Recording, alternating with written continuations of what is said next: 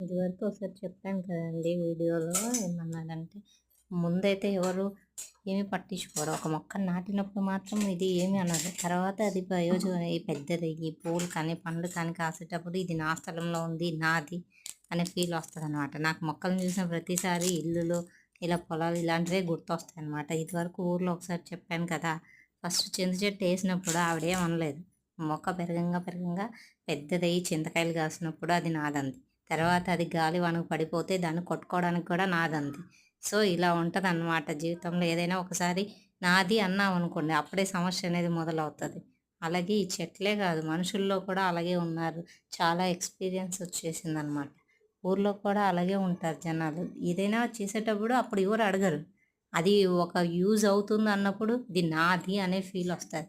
ఈ స్వార్థం ఏంటో నాకు అర్థం కాదు. ఫస్ట్ దాన్ని పెంచి, సాకి అన్నీ చేసి ఒక గూడులాగా ఏర్పరిచిన తర్వాత ఇది నాది,